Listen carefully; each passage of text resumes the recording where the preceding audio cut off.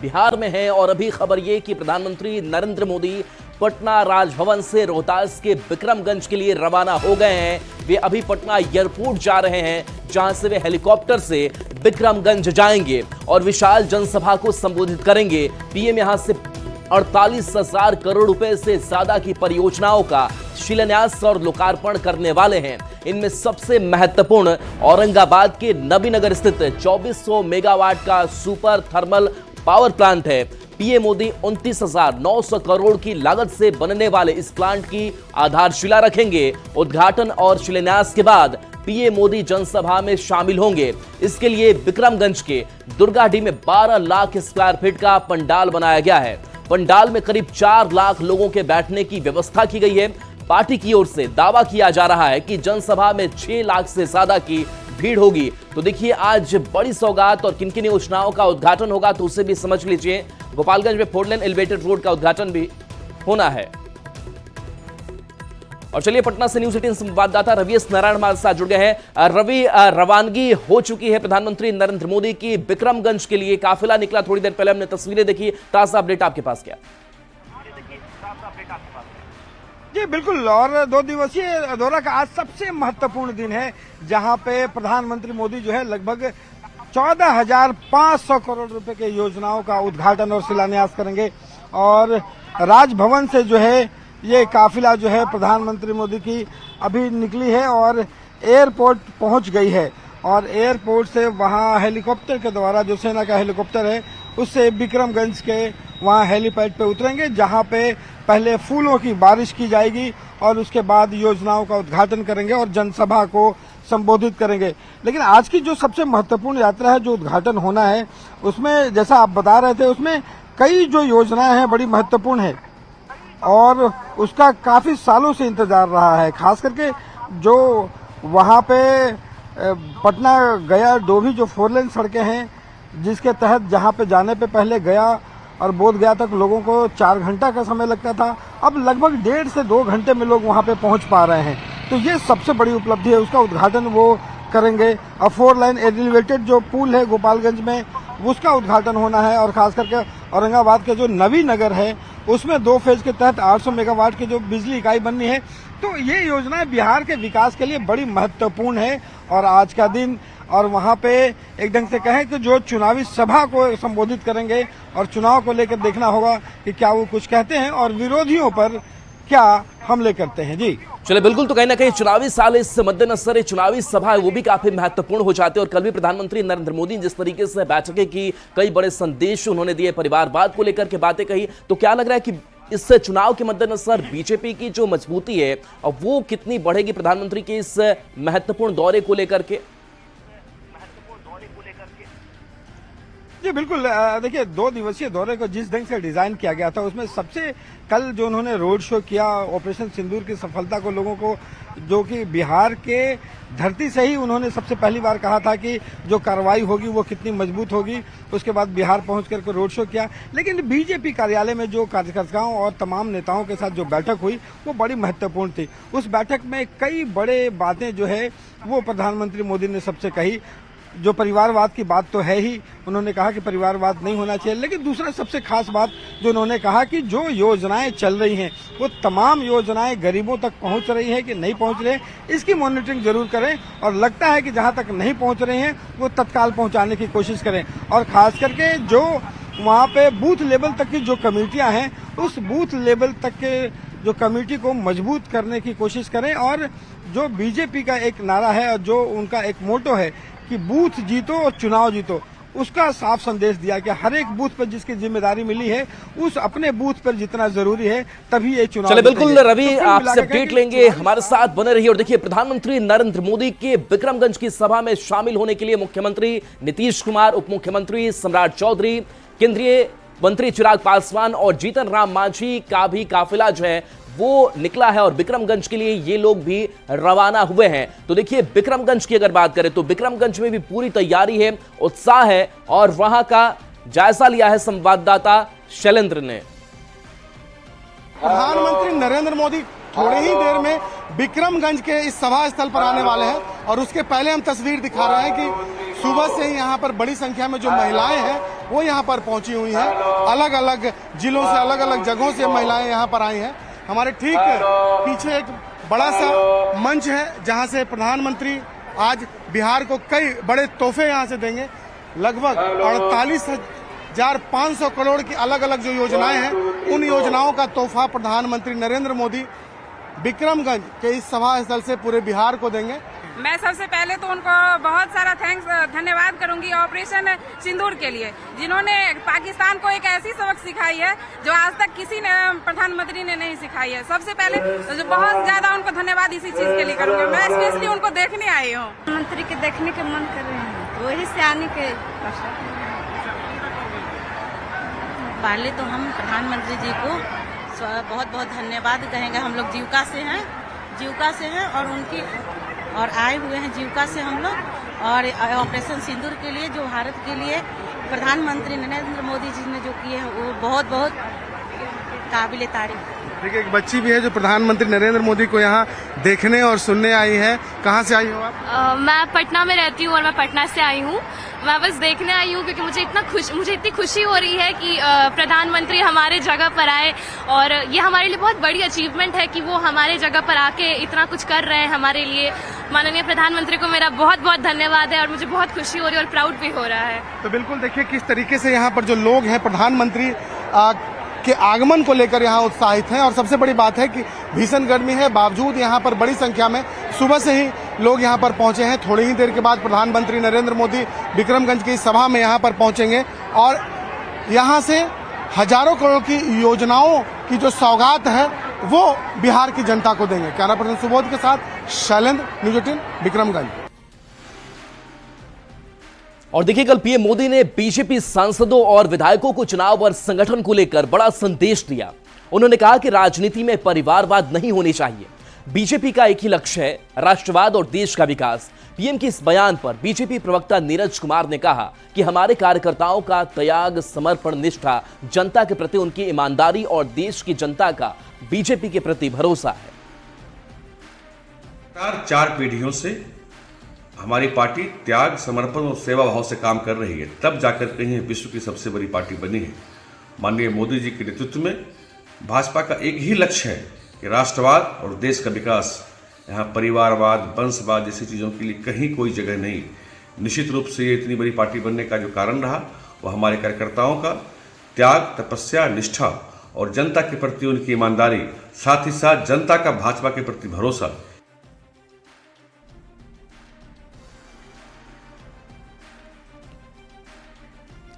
और देखिए, हाजीपुर पहुंचे केंद्रीय मंत्री चिराग पासवान ने एक बार फिर से विधानसभा चुनाव लड़ने के संकेत दिए हैं। चिराग पासवान ने कहा कि अगर पार्टी चाहेगी तो वो जरूर चुनाव लड़ेंगे। पार्टी अभी सर्वे करवा रही है, अगर सर्वे में लगा कि उन्हें चुनाव लड़ना चाहिए तो निश्चित ही चुनाव लड़ेंगे। चिराग ने कहा कि जब कोई बड़ा नेता चुनाव लड़ता है तो फायदा पार्टी और गठबंधन को जरूर होता है।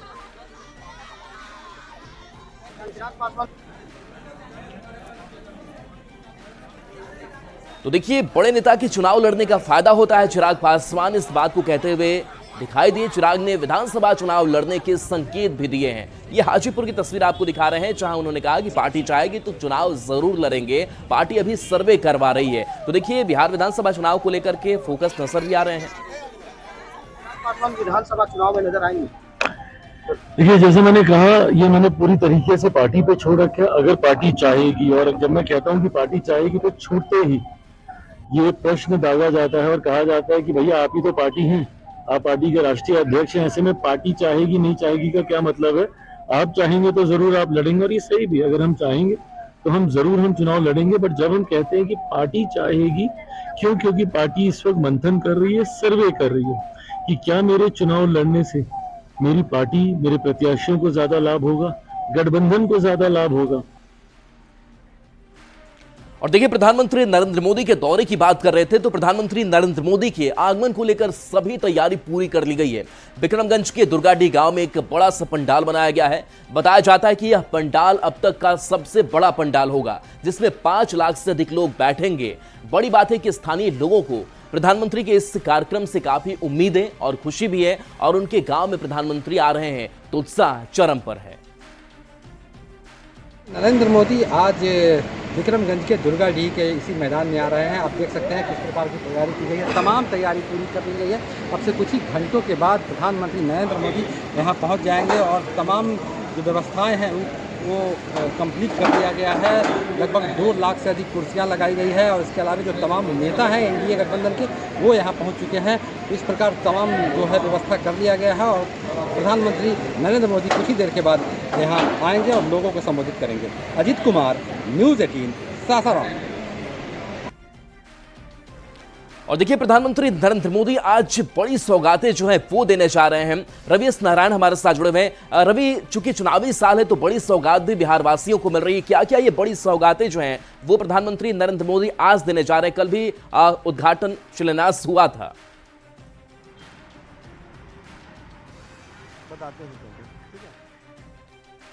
रवि, आवाज आप तक अगर पहुंच पा रही तो आज बताइए कि कौन कौन सी बड़ी सौगातें प्रधानमंत्री नरेंद्र मोदी की तरफ से बिहार वासियों के लिए?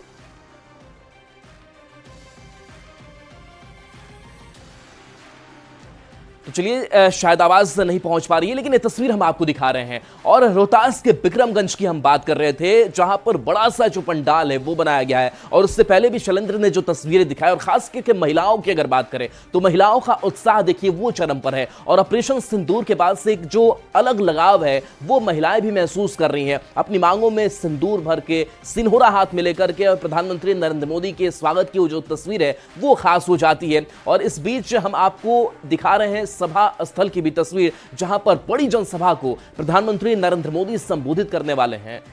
और देखिए, योजनाओं का उद्घाटन कौन कौन सा होना है। तो पटना गया डोभी 4 लेन सड़क का उद्घाटन प्रधानमंत्री नरेंद्र मोदी करेंगे। गोपालगंज में 4 लेन एलिवेटेड रोड की सौगात भी मिलने जा रही है, जिसका उद्घाटन प्रधानमंत्री नरेंद्र मोदी करने वाले हैं। एलिवेटेड रोड की लागत जो है वो 249 करोड़ आई है। इसके साथ साथ हम बता दें कि सासाराम से अनुग्रह नारायण रोड तक ऑटोमेटिक ब्लॉक सिग्नलिंग का उद्घाटन प्रधानमंत्री नरेंद्र मोदी करने जा रहे हैं। सोननगर मोहम्मदगंज के बीच तीसरी रेल लाइन का भी उद्घाटन प्रधानमंत्री नरेंद्र मोदी करेंगे। जहानाबाद की अगर बात करें तो छात्रावास और स्टाफ क्वार्टर का निर्माण किया गया है, उसका भी उद्घाटन प्रधानमंत्री नरेंद्र मोदी करेंगे। और मंच से सीधी तस्वीर भी अब सामने आ चुकी है, जहां पर देखिए डिप्टी सीएम विजय सिन्हा मौजूद हैं। इसके साथ साथ देखिए सम्राट चौधरी की भी मौजूदगी नजर आ रही है। दोनों नेता एक साथ बैठे हुए हैं। और बाकी मंच पर कुर्सियों की अगर बात करें तो बाकी जो दूसरे नेता हैं जेडीयू से भी, उनकी भी सिटिंग अरेंजमेंट यहां पर दिखाई दे रही है। नित्यानंद राय दिखाई दे रहे हैं, गिरिराज सिंह हैं केंद्रीय कपड़ा मंत्री। इसके साथ साथ देखिए केंद्रीय कपड़ा मंत्री कुछ सम्राट चौधरी से बातचीत भी इस दौरान कर रहे हैं। तो हलचलें जो है वो बढ़ गई है। रवि एस नारायण हमारे साथ जुड़े हुए। रवि, बड़ी सौगातें और जो जनसभा से तस्वीरें हैं वो भी सामने आ रही है, जहां पर अब हलचलें बढ़ रही है और इंतजार सभी कर रहे हैं प्रधानमंत्री नरेंद्र मोदी कब बोलेंगे, क्या बोलेंगे। जी बिल्कुल। और देखिए, आज का सबसे बड़ा दिन है और 2 दिवसीय यात्रा का आज का दिन कई मायनों में खास है, जहां पूरे बिहार वासियों को लगभग 48,500 करोड़ रुपए की योजनाओं को सौगात मिलनी है। वहीं पे तमाम लोगों का इंतजार है कि प्रधानमंत्री मोदी जब बिहार की धरती से ऐलान करते हैं कि पहलगांव की घटना के बाद एक करारा जवाब दिया जाएगा, जो सपने में भी नहीं सोचा होगा। और ऑपरेशन सिंदूर के बाद उन्होंने ये कर दिखाया। और आज ऑपरेशन सिंदूर के बाद पहली जल सभा जो है वो बिहार में होनी है। तो यहाँ से जो चुनावी संदेश जो है वो क्या दिए जाएंगे, जो पूरे शाहाबाद का इलाका है, जहाँ से शाहाबाद में बीजेपी जो है वो कमजोर रही है। कई सीटें जो है पिछले विधानसभा में लगभग 80% से ज्यादा सीटें हार चुकी थी। इस बार कोशिश ये है कि शाहाबाद क्षेत्र में बीजेपी को मौजूद किया जाए। तो यहाँ पे प्रधानमंत्री की जो सभा है वो कई मायनों में खास है।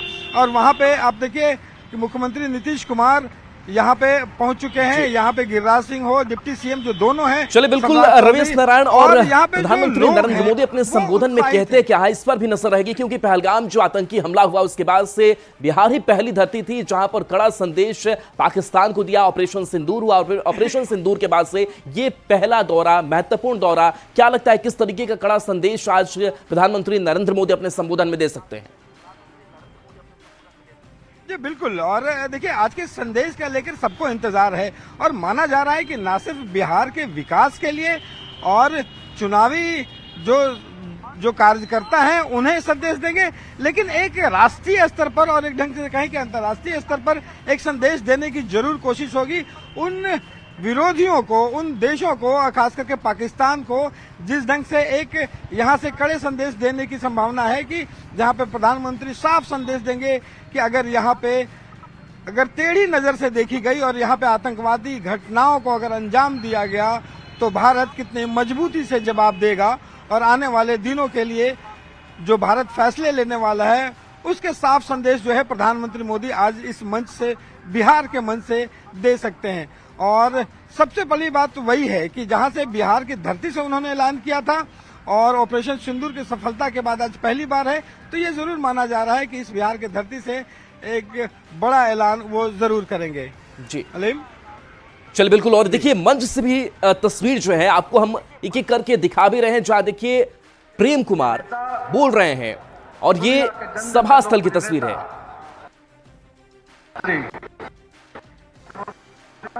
चलिए बिल्कुल, तो ये तस्वीर भी हम साथ साथ दिखा रहे हैं। और रवि एस नारायण फिर आपके पास आते हैं। प्रधानमंत्री नरेंद्र मोदी का ये दौरा हम कह रहे हैं कि बीजेपी के लिए भी काफी खास हो जाता है। भले ही बाकी जो घटक दल हैं, मुख्यमंत्री नीतीश कुमार के नेतृत्व में चुनाव लड़ने की बात हो, चिराग पासवान साथ में हो, लेकिन अकेले खुद के लिए, बीजेपी के लिए ये दौरा, प्रधानमंत्री की ये सभा कितनी महत्वपूर्ण हो जाती है। और खास करके जिस बीजेपी कि एक नेता के चेहरे की भी चर्चा हो रही थी कि एक बार प्रधानमंत्री नरेंद्र मोदी इसको भी सेट करके जाएंगे कि बीजेपी का की तरफ से जो चेहरा है बिहार के लिए वो कौन सा होगा। तो क्या लग रहा है कि इन सब बातों को लेकर भी प्रधानमंत्री नरेंद्र मोदी या फिर बीजेपी अपने आप को एस्टेब्लिश कर रही है इस बार के चुनाव में? देखिए, प्रधानमंत्री का ये जो दौरा है और विधानसभा जो 2025 का है वो कई महीनों में खास है।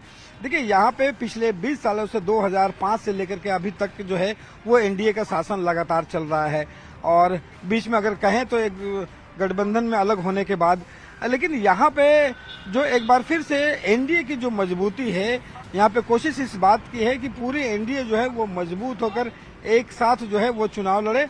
और उन्होंने नारा दिया है कि 25 में कम से कम 225 सीटें जीतने का दावा बीजेपी करती है।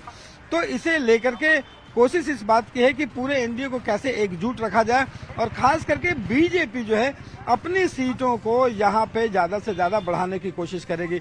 पिछले बार जो है सबसे बड़ी पार्टी आरजेडी थी, दूसरी जो पार्टी थी वो बीजेपी थी। कोशिश इस बार की है कि बीजेपी सबसे बड़ी पार्टी उभर करके निकले और इसीलिए प्रधानमंत्री से लेकर के तमाम बड़े नेताओं का दौरा यहाँ पे है। और प्रधानमंत्री ने जिस ढंग से कल माइक्रो लेवल से कल जो बैठकें हुई हैं बीजेपी में, उन्होंने साफ तौर पर कहा है कि जो बूथ स्तर के जो कार्यकर्ता हैं उन्हें उत्साहित रखना जरूरी है और हर बूथ पर जीत हो, बूथ जीतो और चुनाव जीतो। ये रणनीति जो बीजेपी की है वो यहाँ पे एक ढंग से कहें तो बीजेपी ने, प्रधानमंत्री ने कहा है कि उस पर काम करना होगा कि अगर एक बूथ अगर जीता जाता है तो चुनाव भी जीत लेंगे। तो जो बूथ स्तर के कार्यकर्ता है उसे मजबूत रखने की जरूरत है और खास करके जो केंद्र और बिहार सरकार की योजनाएं हैं वो लोगों तक पहुंचाने की बात कही है। तो प्रधानमंत्री का जो दौरा है वो विकास योजनाओं के साथ साथ चुनावी रूप से काफी खास है और खास करके आज जब मंच से प्रधानमंत्री जो संदेश देंगे उसका इंतजार सबको है। चलिए बिल्कुल, तो देखिए मंच से भी कुछ तस्वीरें देख पा रहे थे जहां पर चिराग पासवान मौजूद है, मुख्यमंत्री नीतीश कुमार मौजूद रहेंगे, उपेंद्र कुशवाहा की मौजूदगी होगी, यानी कि एनडीए भी अपनी मजबूती और एकजुटता है वो दिखाएगा। ये अब कितनी बड़ी चुनौती वाली तस्वीर अब महागठबंधन के लिए भी हो चुकी है क्योंकि वहां भी फाड़ फाड़ देखने को मिल रहा है।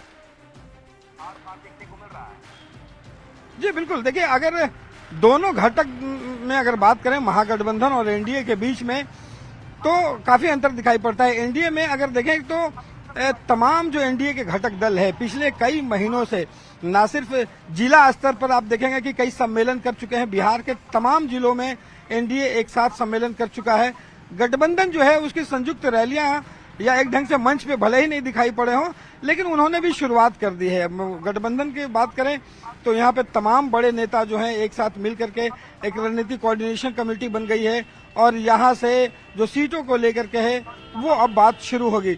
लेकिन एनडीए जो है यहाँ पे कोशिश ये है कि जो भी मंच पे कभी भी कोई कार्यक्रम हो तो एनडीए के तमाम बड़े चेहरे जो है यहाँ पे दिखाई पड़े। और चिराग पासवान की जो भूमिका है चुनाव में भी बड़ी होने वाली है। तो चिराग पासवान जो खुद को हनुमान मानते हैं प्रधानमंत्री की, वो सबसे पहले यहाँ पे पहुंचे हैं और यहाँ पे देखना होगा कि तमाम घटक दलों के बीच जब सीटों का बंटवारा होता है तो वो किस कदर होता है।